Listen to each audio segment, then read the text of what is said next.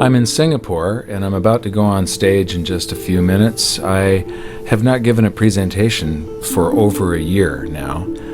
I was in a little fender bender a while back, and so I took a little bit of time off. There's this sense of urgency now. The global dollar standard was put in place by a series of accidental events that were very fortunate for the United States because it gave us an advantage over the rest of the world. But our politicians over the past decade or so have abused this privilege as though it was their birthright. And now the rest of the world are turning their backs on the US dollar standard. This is going to cause a financial calamity the likes of which we've never seen before, and it's going to be devastating for most people. I don't want this to happen, but the damage has already been done. So I'm going around trying to alert people and show them how they can protect themselves and turn this into a great opportunity for themselves. There's always one result from what we are doing right now, expanding the currency supplies all over the planet. There's one result, and that is higher gold and silver prices. I love America, at least the America that the Founding Fathers created. And I'm hoping that people get interested in this so that they'll see that what made America great is the answer to our problems, to get back to free markets, free people, and sound money. Our own history proves that this is the road to maximum prosperity. We are entering a period of financial crisis that is the greatest the world has ever known. The wealth transfer that will take place during this decade is the greatest wealth transfer in history. Wealth is never destroyed, it is merely transferred, and that means that on the opposite side of every crisis there is an opportunity. The great news is that all you have to do to turn this crisis into your great opportunity is to educate yourself. I believe that the best investment that you can make in your lifetime is your own education. Education on the history of money, education on finance, education on how the global economy works, education on how all of these guys, the central bankers, the stock market, how they can cheat you, how they can scam you. If you learn what is going on and how the financial world works, you can put yourself on the correct side of this wealth transfer. Winston Churchill once said that the further you look into the past, the further that you can see into the future. This program is all about creating your own crystal ball, being able to gaze into the future, being able to change this crisis, the greatest crisis in the history of mankind, into your great opportunity.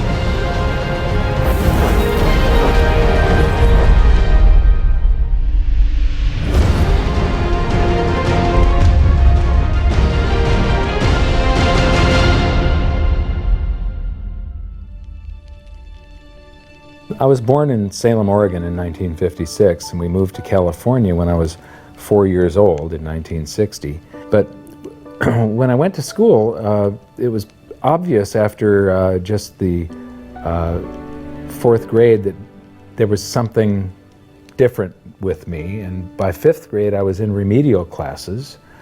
And it turned out that I was dyslexic, and teachers were not taught to recognize that back then. I was always falling behind everyone else. When I would get a teacher that would lecture instead of making us read out of books, I would just absolutely excel. I suddenly went from the dumbest kid in class to the smartest kid in all of the periods of that class. But the result was that, after a while I was in every single remedial class, and I just couldn't take it. And in 10th grade, I dropped out, middle of 10th grade, and I've never been back to school. I often say that in every crisis there's an opportunity, and in this case, the handicap of dyslexia has also been a blessing. Because I couldn't learn out of books and I couldn't take notes, I just had to remember everything. And I have the ability to, my brain's wired a little bit differently. I have the ability to look at a chart today, and I know how it relates to a chart that I saw 10 years ago. But it was back in about the year 2000 when Steve Jobs of Apple introduced OS X. The world of books opened up to me, built right into the operating system, was a text-to-speech program. Now I could just have an assistant slice and scan my books and turn them into text and email me, and then all I have to do is highlight the text, press a button, and the computer reads to me. People are turning to assets that will keep their value if prices rise. So much money has been pumped into the system that people are worried about inflation down the road, said Bruno S. Frey, professor of economics at the University of Zurich. So dyslexia is no longer a problem.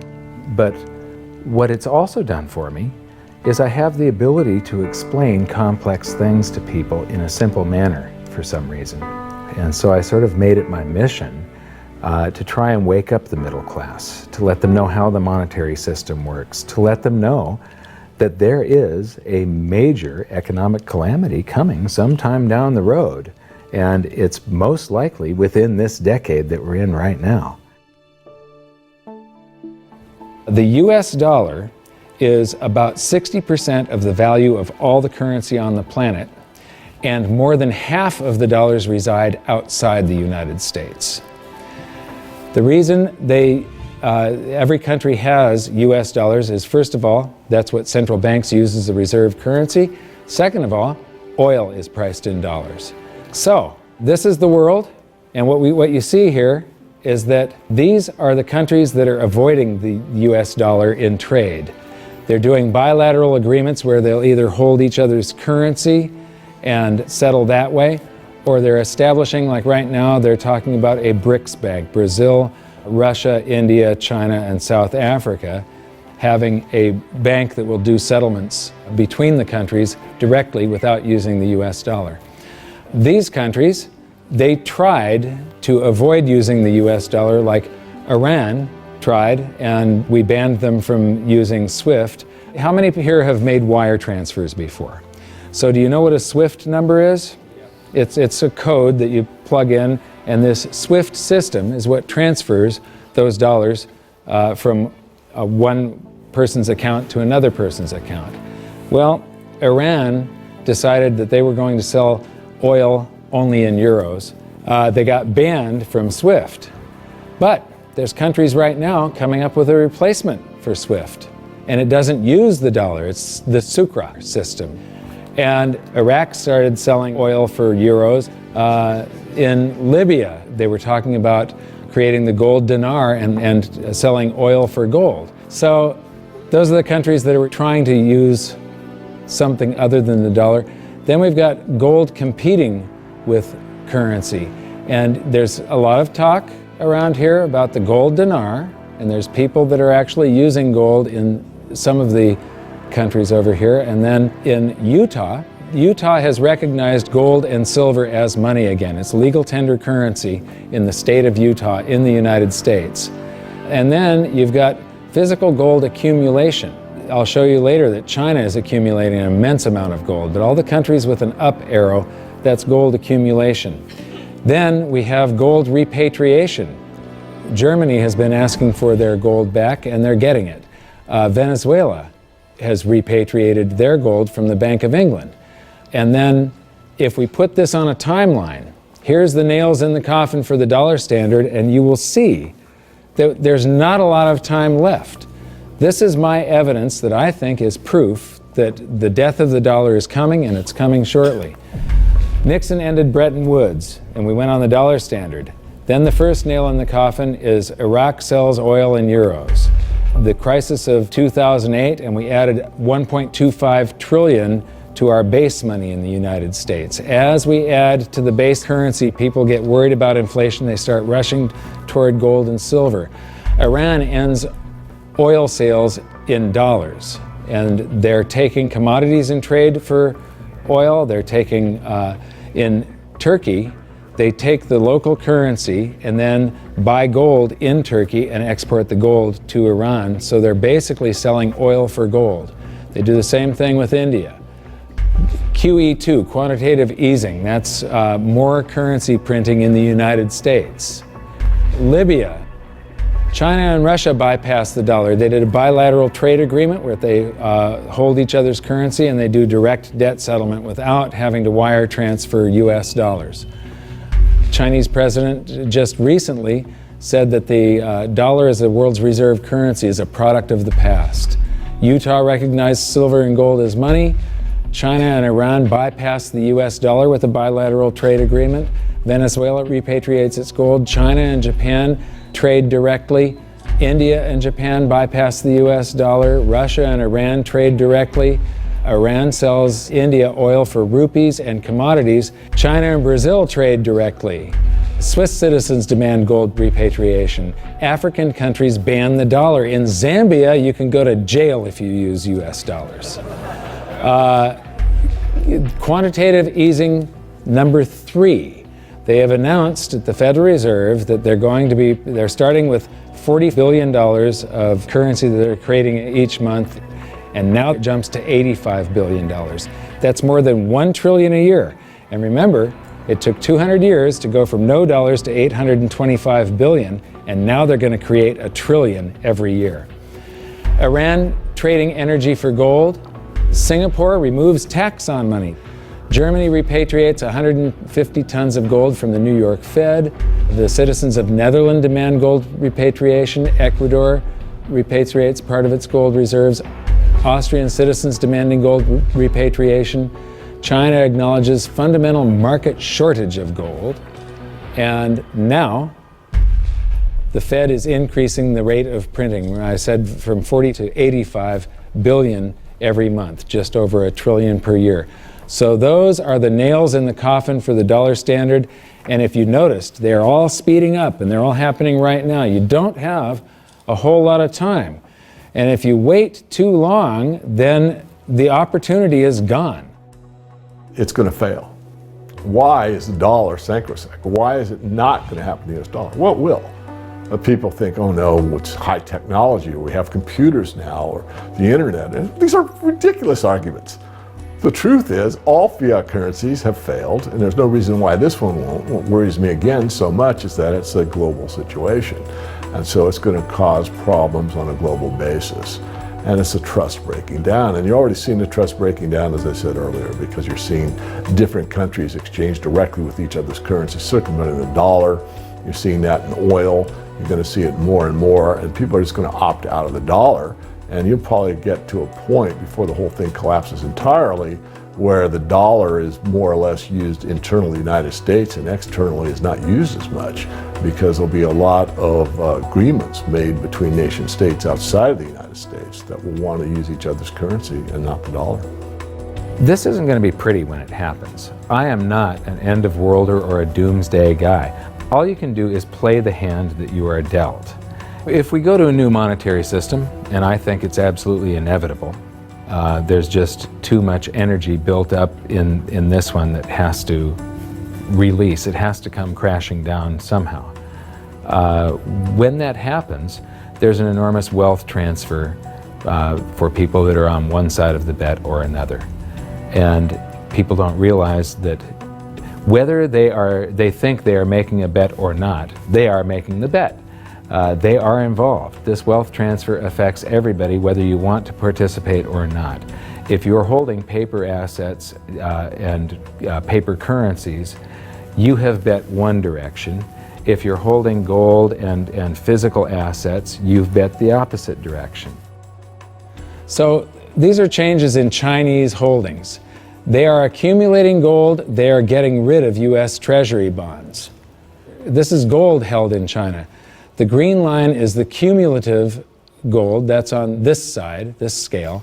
So it's gone from about 700 tons to almost 6,000 tons just since the year 2000.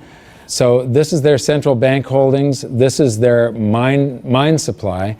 But this is, and my researcher put all of this data together. You're the first people to see this. This is the amount of gold flowing through the Hong Kong exchange that goes into China. And the past couple of years here, they have ramped up their buying. They know that the dollar standard is coming to an end, and they are protecting themselves, and you're probably going to see gold-backed renminbi someday, the yuan. So this is an interesting chart. Change in global influence. So this is the correlation to this basket of currencies. This basket of currencies, if you add them all up, they're trading up or they're trading down. And this was pre-crisis, so it's before 2008. So this is from the International Monetary Fund, it's their data. So from 2005 to 2008, This is the correlation of, if that basket of currencies was trading up, the dollar was probably doing about the same thing is what it's saying. The Chinese renminbi, a little less so. And then this is today. The US dollar is done for.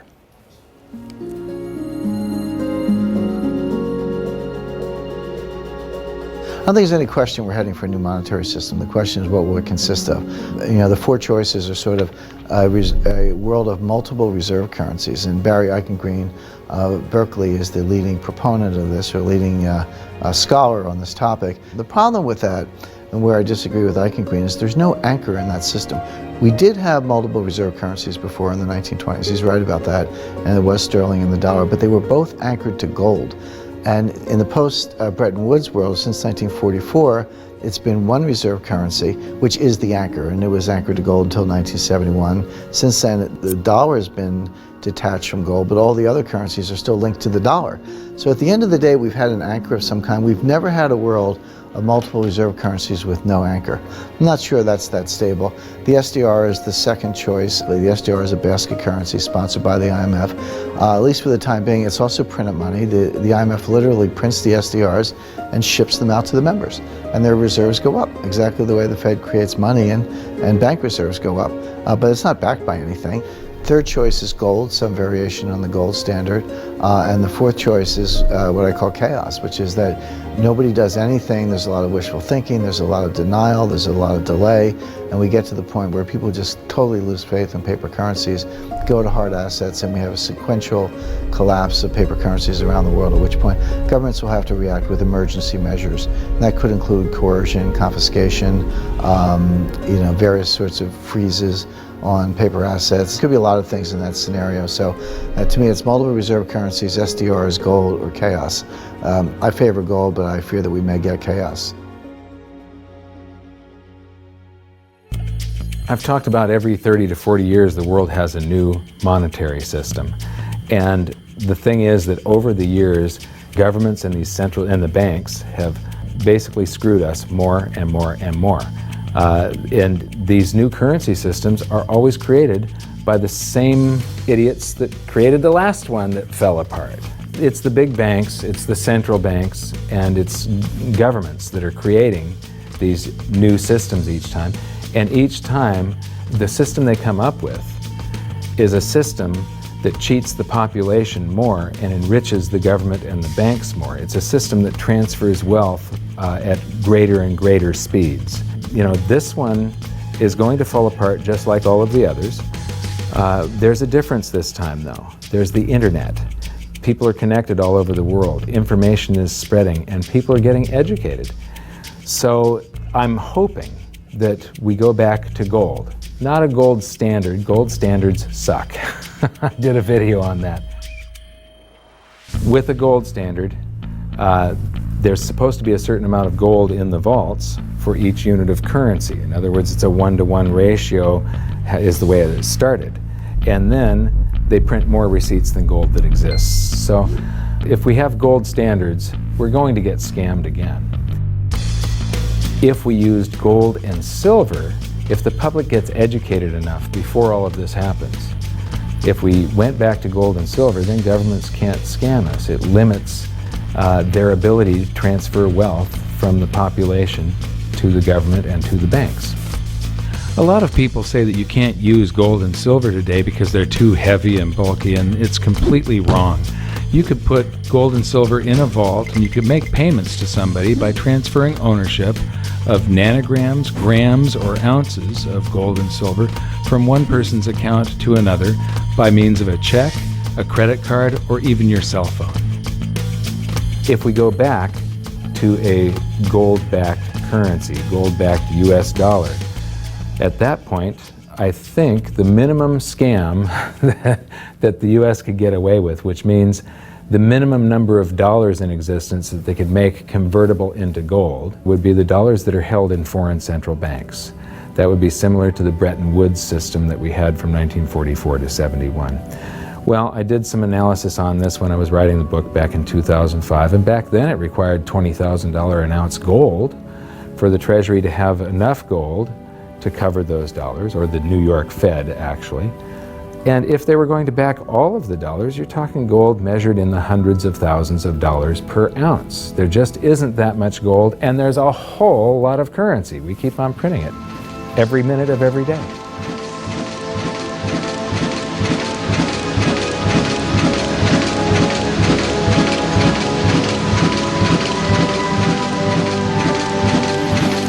This is gold and how it accounts for a currency supply. This is our base money in the United States, which was gold back here from 1900 until the Federal Reserve. The amount of currency in circulation in gold were the same. And then we established the Federal Reserve, and we inflated for World War I, and we had more currency in circulation than we had gold to back it. There were some bank runs in the 30s. Then Roosevelt unpegged the dollar from gold, and gold's value rose from $20 an ounce to $35 an ounce. And when it did, the value of the gold held at the U.S. Treasury rose to meet the value of all the currency that was printed in the meantime. Here's the same chart again, but now I'm taking it out to 1971. And what you see is these gold inflows during World War I. During World War II, it's another 117% gold increase. This is what made the United States a superpower. It's all financial. It isn't our war machine necessarily. It's all the gold inflows that we got because everybody else was at war and we were isolated from it. And they had to pay us for all their consumer goods and so on. And then we jumped into the war and we inflated. And then in about 1959, countries started figuring out that we didn't have all the gold. You know, we were printing more dollars than gold that we had to back it. And under the Bretton Woods system, they could go to the New York Fed and turn in their dollars for gold at $35 per ounce. Only foreign central banks. Individuals couldn't do that. So gold started flowing out, and the U.S. lost 50% of its gold from 59 to 71. And in the meantime, we kept on printing currency. If this had continued until it got down to zero, if there was one more dollar out there that laid claim to gold, that came in and said, we want our gold for a currency, and there was no gold to back it up, the entire world monetary system would have come crashing down. So Nixon had to take us off of the Bretton Woods system, the last vestiges of the gold standard in August 15th of 71. So here's the same chart again. There's the first chart and the second chart to 71, and now I'm taking it out to 85, and I'm adding a second line here. How many people would agree that credit cards are replacing cash in circulation? Yeah? Credit cards, you use your credit card more and more every year, right? You use cash less and less. Well, this is outstanding credit card balances. It's called revolving credit outstanding is the name of the chart that you get from the Federal Reserve. When you charge something on a credit card, you create currency. The bank didn't actually loan you anything. They invented numbers. And then they have the gall to charge you interest if you don't pay those numbers back on time. So the thing is that the merchant that you're paying, the restaurant or the grocery store, that merchant's checking account can't tell the difference between the credit dollars that you created or the cash dollars that you pay them. So to that merchant's checking account, it all looks the same. And those dollars that you created stay in circulation until somebody saves them up and pays down credit card debt. So unpaid credit card balances I include as part of the cash in circulation. And in 1971, Nixon took us off the gold standard and gold became a freely traded separate commodity/money, and it did an accounting of the currency supply. There was quite a while here where we could have gone back on the gold standard. The value of the gold at the Treasury exceeded all the dollars printed from George Washington to Jimmy Carter. And for a week or so, a couple of weeks, it exceeded base money plus outstanding revolving credit. So here's the same chart again. That was to 1985, and now I'm going to take it out to today. And so there's that 1980 peak where it shot past base money and base money plus outstanding revolving credit. And then we get to the crisis of 08. And Ben Bernanke, oh, by the way, instead of billions, we're now measuring in trillions. So we started in millions, and then it went to billions, and now it's trillions. So we did the bailouts and all the quantitative easings, and that's what the currency supply looks like today. And then they announced quantitative easing 3, which is that 85 billion a month that they're creating, and they think they're going to have to do it until about 2015. So here's the projection for gold covering the currency supply today would be $13,400 per ounce gold, for history to repeat and for gold to do the same thing that it did in 1934 and in 1980. And believe me, it shocked people in the 1970s. When gold was $35 an ounce and Nixon took us off the Bretton Woods system, all the economists were predicting that gold was going to go down because now there was going to be no more monetary demand for it. Anybody that said gold was going to go to $100 was considered an absolute lunatic, and it went to $850. It rose 24 times its price. Well, when I wrote my book, we were right here with base money. So base money plus outstanding revolving credit. It took about $6,000 an ounce for history to repeat. Today it takes $13,400, and if you include the same overshoot, remember in 1980 it didn't just cover base money, but it shot past it. $24,000 an ounce gold is what it would require to meet that, except the Fed has announced that they're going to keep on printing currency until there's lower unemployment and the economy gets back on track. And they think till 2015. So the projected price, according to the Fed and history repeating, if the Fed does this and then history repeats and gold, the public gets afraid of what the Federal Reserve is doing and they rush toward gold and silver to protect their purchasing power, gold would have to rise from there to way up here, and that is $26,000 per ounce gold to cover. If it does the same overshoot, we're talking about $47,000 an ounce gold. Now, I don't even like to measure gold in dollars. If you measure it in a price doesn't mean anything. It's the value. How much can you buy with the proceeds? If we have deflation and some of this currency evaporates, because it's all just numbers that they type into a computer these days, if we have deflation, maybe gold peaks at $3,000 an ounce and the currency supply collapses to way down here somewhere, and the Dow is at 1,500. That means gold will still be double the Dow. You're still going to get 14 times more paper assets one day than you can buy today with them, and it's probably only a couple of years left that this is going to take, as you saw by how the nails in the coffin of the dollar standard, how they're speeding up. If we have big inflation and the Dow goes to 30,000, maybe gold will be 60,000 an ounce. And if we have hyperinflation, the Dow would be 30 trillion and gold would be 60 trillion. It doesn't matter. In any case, gold would buy you 14 times more paper assets than it does today. So these are the global assets. Here's the bond market. Here's the stock market. This is the value of real estate on the planet. And these are bank deposits, and there's gold. Now, that little slice of the pie is going to get a lot bigger in just the next few years, and it's not going to do it by a whole bunch more gold just appearing. It's going to do it by the price of other assets going down, or at least their value going down, and the value of gold going up. So the price of gold will change. That piece of the pie is going to grow. It was a lot bigger back in 1980 when gold was at $850. It's going to get a lot bigger today again, but today, as you've seen, it requires far, far higher prices. So, the death of the dollar standard. How many people here believe that I'm sort of predicting what's going on in the future here? You can see that there's a new world monetary system coming. It happens every 30 to 40 years, except this time, instead of a baby step off of gold, we've got to go from nothing back to something. It's going to be a worldwide convulsion, the scale of which has never been seen before. At the end of the day, the fundamental driver of gold, it's not so much that gold's in a bull market, it's more the dollar's in a bear market. And people say, well, how high can gold go? And my answer is, well, how low can the dollar go? The answer is the dollar can go to zero. If you divide any number by zero, the answer is infinity. So gold can go to infinity if the dollar goes to zero. Now, in the real world, something else will happen. It's not that gold becomes worth infinite number of dollars.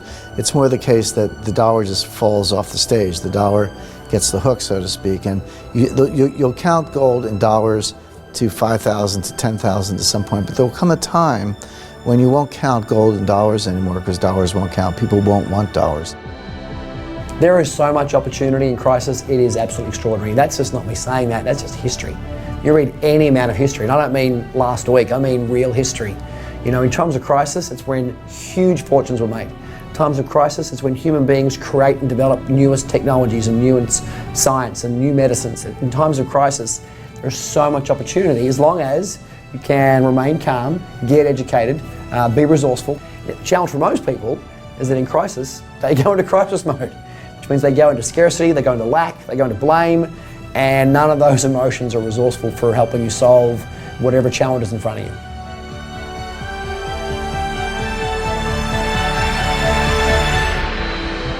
I believe that this is probably the greatest opportunity of anyone's lifetime. There has never been a situation where everything came together just like this. This is the first time in history where all the world's currencies are just fiat currencies backed by nothing.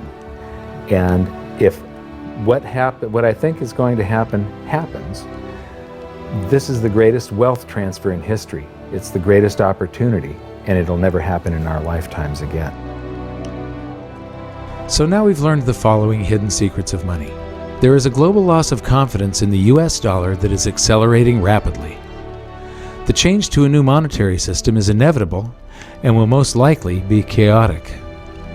Gold standards do not work over long periods of time, but gold itself does.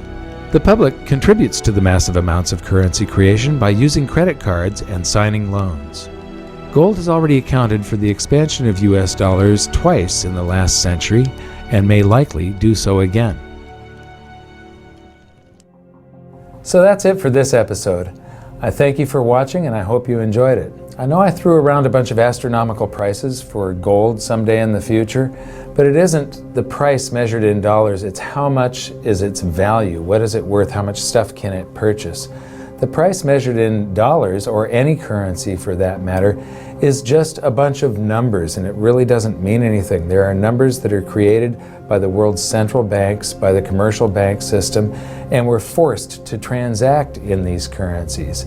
But in our next episode, we're going to clear away the smoke screen of national currencies and show you how the world monetary system really works and how all national currencies have to continue losing value. It is not possible for them to maintain purchasing power over any reasonable period of time.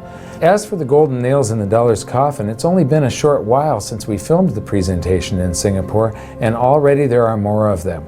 So for an update, visit hiddensecretsofmoney.com, and in your free information toolkit, there's an exclusive presentation on the latest developments of the golden nails in the dollar's coffin. Now, I know this episode was kind of serious and it might have you upset right now, but believe me, it's not all doom and gloom. As I've said many, many times before, there are these brief moments in history where the safest asset class, the safe haven investment for the last 5,000 years, also becomes the asset class that has the greatest potential gains in purchasing power, and I have bet my life on it. First, I became an investor back in 2002, and then I started telling everybody about it. I started warning them what was going to happen with the world economy and how to protect themselves, and I made it my mission to educate as many as I could. So in 2005, I wrote my book, and then I gave people a means to protect themselves and opened up goldsilver.com. I believe that my team and I have created the world's best precious metals dealership, because we don't just sell gold and silver, we are gold and silver investors. And what we want to do is help you understand how to get through what is coming, to protect yourself, and to turn all of these bad things around to your benefit. So if you decide that precious metals are for you, please visit goldsilver.com. We'd love the opportunity to become your dealer, because we feel that we are more than a dealer. We're a partner with you, and we're on the same side of the fence as you. So thank you very much. Good luck. We'll see you at the exclusive presentation at hiddensecretsofmoney.com. Thanks. do you think this is a man in the lifeboat situation? Let me ask you this. If you knew the Titanic was going to sink and you were on the Titanic, you know there's going to be a lifeboat situation coming up soon. Would you like lifeboats available? That's right. Would you like to get in the lifeboat early, get a nice seat, maybe close to the water, maybe close to the food supply, right there in the middle, nice and comfy? Or you want to be one of the last ones on the boat and you're jockeying for position, you have to throw a kid out to make room for you? Yeah, so lifeboat situation, it depends how you like your accommodations on the lifeboat is whether you should be making your way towards it right now. And I would be edging my way towards it right now. Mike Maloney's Hidden Secrets of Money is made possible by the clients of goldsilver.com. Your continued loyalty and support allows us to educate the public on how to both protect themselves and benefit in the turbulent times ahead. To all goldsilver.com customers, thank you. Hidden Secrets of Money would not be possible without you.